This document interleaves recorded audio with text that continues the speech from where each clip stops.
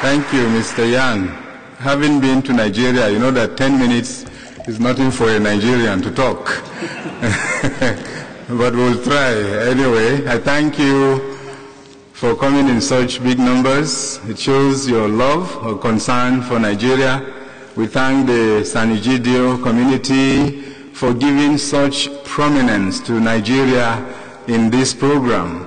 I don't think any other country has had a special session dedicated to it like we have. So we are very grateful.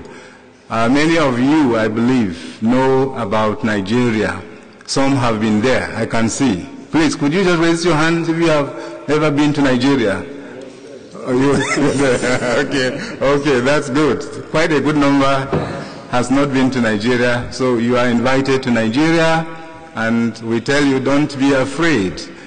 Don't mind the negative picture that is painted of Nigeria in the newspapers and so on. We Nigerians believe in ourselves. We are proud of our country. We know there are problems, but we know we are a good people, and we praise ourselves if nobody does. But I know that... So I'm happy that your presence here means you appreciate something. And he has been to Nigeria many times. He has been to my house many times. Even my dog welcomed him to my house very well when he came with a little bite on the leg. But it wasn't a terrible one. Okay. Not for the dog, but for me it was.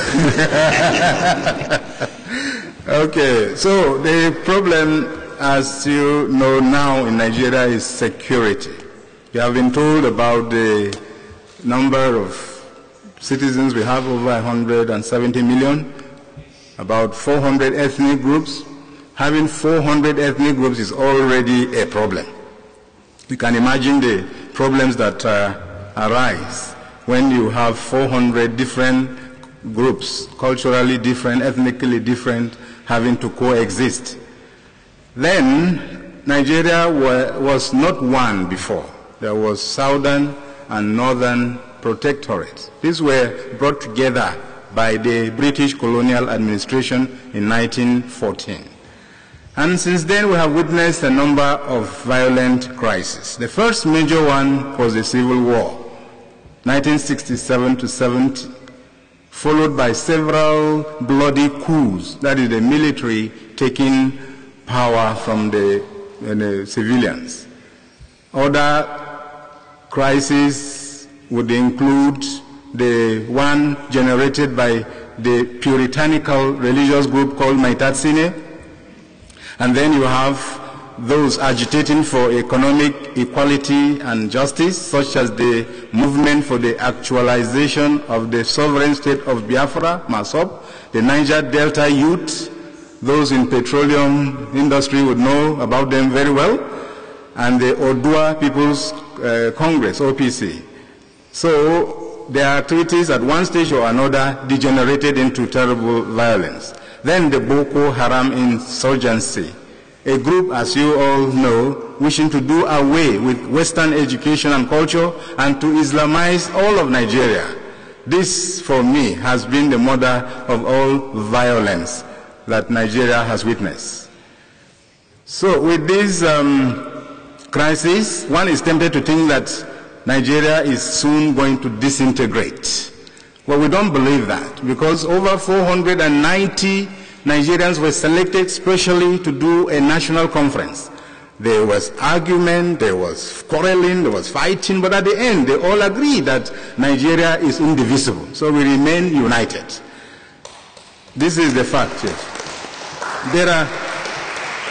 There is a hasty generalization that Mr. Yan has mentioned, that any violence that erupts in Nigeria, people think it is between the Muslims and the Christians. That is a generalization that is not correct. That Muslims are fighting Christians or Christians are fighting Muslims is not correct all the time. Yeah, we have tension, disagreements, and so on. The causes for violence in Nigeria are multidimensional. Now, many things are responsible. There are many ethnic groups, I told you. There's the struggle for resources.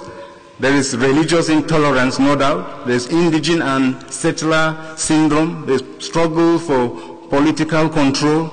Corruption is very prominent. Lack of employment, security, and so on. Failure of our justice system. Then the farmers and pastoralists are fighting themselves. There are many reasons for the violence you hear about in Nigeria. And what can religion do? This is why I am talking, because I'm a religious leader.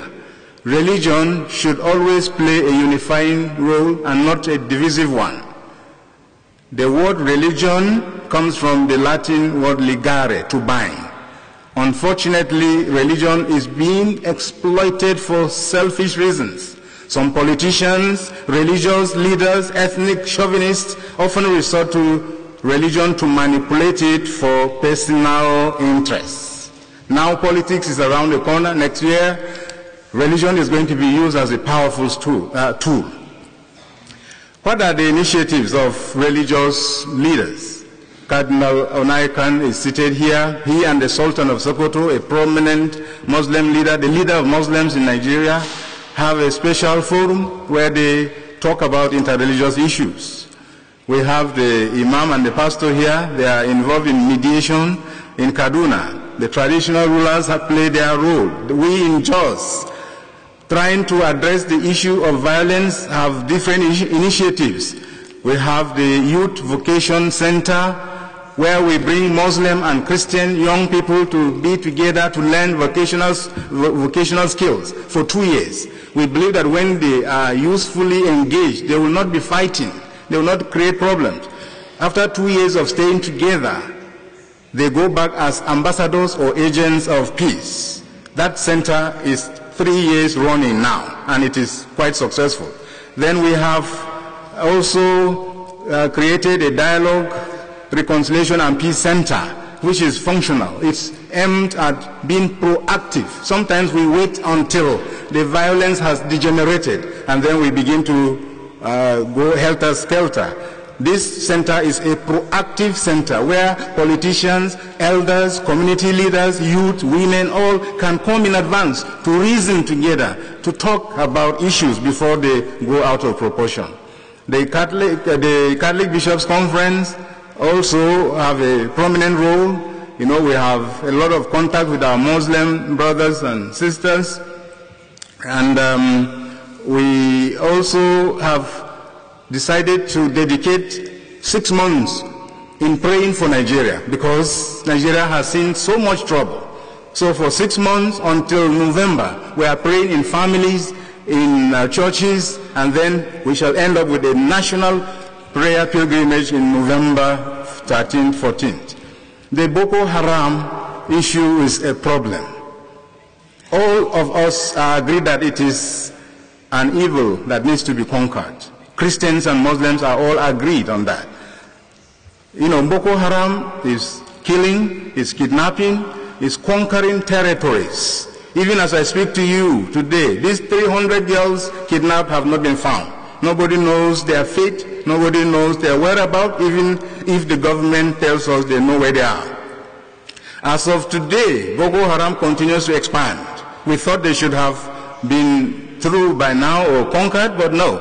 Yesterday, the Bishop of Yola wrote a text to me telling me, I quote, "Your Grace, these people, the Boko Haram Islamists, have overrun my hometown bazaar and hoisted their flags. They are now moving from house to house, killing people. I heard that some of my relatives have been killed already." That is the Bishop of Yola. So why Boko Haram continues to thrive is just because, one, General Gawan says there is a lack of trust among the stakeholders. The governing party and the opposition, they don't agree. There is corruption also. Otherwise, by now, with all the funds used up, by now Boko Haram should have been conquered. But they are still raging and expanding. They have created a caliphate, and only God knows what they will do next. Conclusion. In addition to the serious initiatives the various religious bodies are making, I want to highlight the following. The NIREC, that is the Interreligious Council for Nigeria, Cardinal Onaikan and the Sultan know they are the brain behind that. The Jamaatul Nasr al-Islam, the Muslim umbrella body, the Christian Association of Nigeria, which is also the umbrella body uniting all the Christians. I believe that these bodies can create peace for Nigeria if they want. They can bring warmth of relationship between the adherents of the two main religions in Nigeria. Unfortunately, sometimes the utterances of the leaders of these bodies are inflammatory and divisive. The relationship of JNI and CAN, that is the Muslim and Christian body, should be one of mutuality and not hostility. But unfortunately, they talk anyhow, and instead of being constructive and focusing on the positive, they go at each other's throat. The governor of Kano recently initiated an interreligious meeting, which is very wonderful. A Muslim governor called General Gawan, former president, and many other Christian pastors, he brought them all together. We need more and more of that. I am convinced, finally, beyond doubt, that peace in Nigeria is possible. We, however, need justice and selfless love and true patriotism. Unconditional love is what we need, because that is the cost for peace. We need goodwill and an elastic heart, free of prejudices and stereotypes. We must believe in our common humanity, give each other the right hand of fellowship, extend solidarity and friendship to all, irrespective of tribe, creed, and then peace will flow like a river in Nigeria. Thank you so much.